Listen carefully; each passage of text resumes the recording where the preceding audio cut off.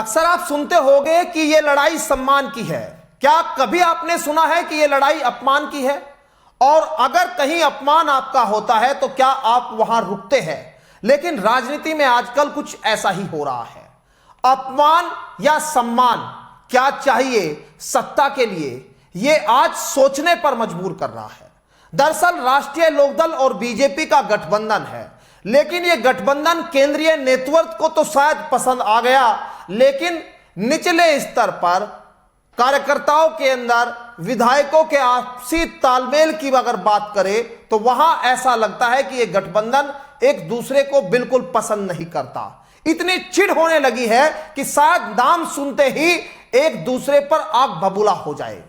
ऐसा लगता है कि राष्ट्रीय लोकदल और बीजेपी के नेता एक दूसरे को एक आंख भी देखना पसंद नहीं करते। यह मैं क्यों कह रहा हूं? क्योंकि हाथरस की घटना आपने देख और सुन जरूर ली होगी। हाथरस में राष्ट्रीय लोकदल के गाने को लेकर बीजेपी के लोगों ने जिस तरह से हंगामा किया, जिस तरह से राष्ट्रीय लोकदल के गाने को बंद कराते हुए झल्लाहट दिखाई दी अंध भक्तों के बीच, वो झल्लाहट दिखाती है कि राष्ट्रीय लोकदल से आखिर कितनी चिढ़ है बीजेपी के उन लोगों को। बीजेपी के लोग ऐसा एक बार नहीं कई बार अपमान कर चुके हैं राष्ट्रीय लोकदल का। भले ही राष्ट्रीय लोकदल इसको दरकिनार करते रहे, राष्ट्रीय लोकदल के नेता कहते रहे कि हमारा गठबंधन बहुत मजबूत है, लेकिन गठबंधन मजबूत जो है वो गांव से होकर चलता है। गांव की राजनीति किस तरह से दिखाई देती है? राजनीतिक पंचायत चुनाव में भी दिखेगी, विधानसभा चुनाव में भी दिखाई देगी, लेकिन अभी ना कोई चुनाव है, ना ऐसी कोई सियासी बात हो रही, लेकिन फिर भी राष्ट्रीय लोकदल का मंचों पर इस तरह से अपमान क्यों हो रहा है? यह सवाल आज मैं इसलिए उठा रहा हूं क्योंकि यूपी के हाथरस में चल रहे दाऊजी महाराज मेले में आरएलडी आईरे गाना बजाने पर हंगामा मच गया और वहां पर गायक द्वारा गाना गाने पर बीजेपी कार्यकर्ताओं ने उसका विरोध करना शुरू कर दिया। इतना ही नहीं, मंच पर गाना गा रहे सिंगर को नीचे तक उतार दिया गया और इसके बाद मामले ने अब तूल पकड़ लिया है। हाथरस में इन दिनों श्री दाऊजी महाराज मेला चल रहा है और बीते दिनों पंजाबी दरबार कार्यक्रम में सिंगर एंडी जाट भी शिरकत करने यहां पहुंचे थे। कार्यक्रम का आयोजन बीजेपी के विस्तारक अंकित गौड़ की ओर से बताया जा रहा है किया गया था। मुख्य अतिथि के रूप में सांसद अनूप प्रधान वहां थे और मंच पर सिंगर एंडी जाट अपनी परफॉर्मेंस कर रहे थे। गाना चल रहा था आरएलडी आईरे और यह गाना जब राष्ट्रीय लोकदल के लोगों के बीच बजता है तो इस पर कार्यकर्ता बहुत थिरकते हैं, लेकिन बीजेपी के लोगों को यह पसंद ही नहीं आता। क्यों नहीं पसंद आता? क्या इसके पीछे वजह सिर्फ एक गाना है? नहीं, यह वजह है पार्टी के अंदर की गुटबाजी, गठबंधन के अंदर नेताओं का एक दूसरे को नापसंद करना।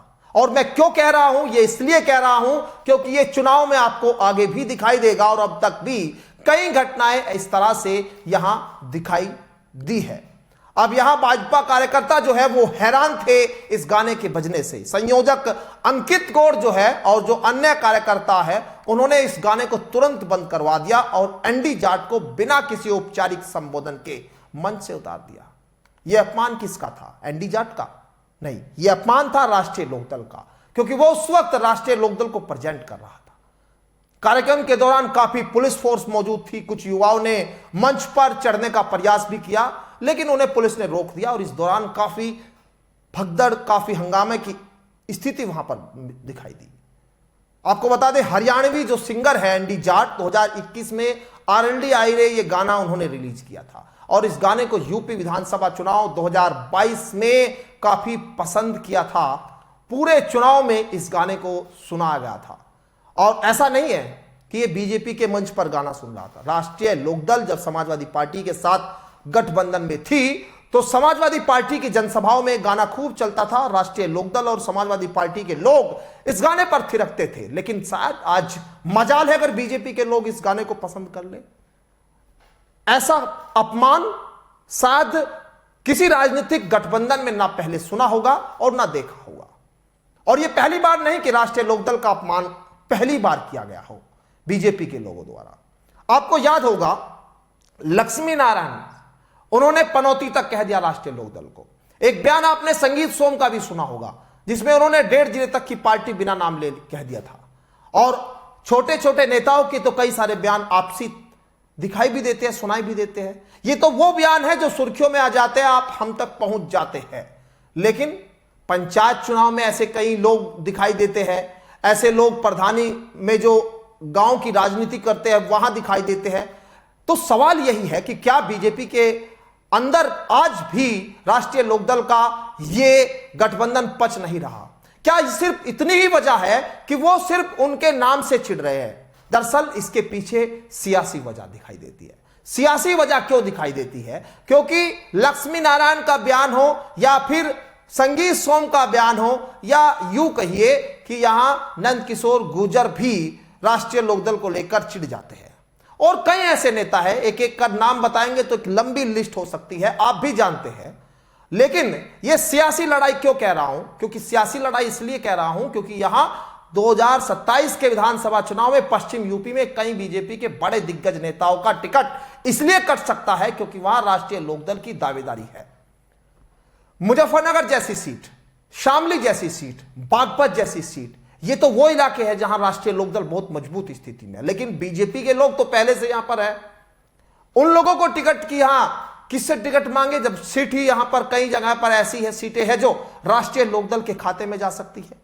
अब उन लोगों को यह दिखाई देता है कि पहले से अगर ग्राउंड तैयार होगा तो अगर गठबंधन नहीं होगा तो वो टिकट मांगने के हकदार तो हो गए, पार्टी में दावेदार तो हो गए, लेकिन राष्ट्रीय लोकदल के आने से उनका वो रास्ता बंद होता हुआ दिखाई दे रहा। साथ यही चिढ़ हो सकती है।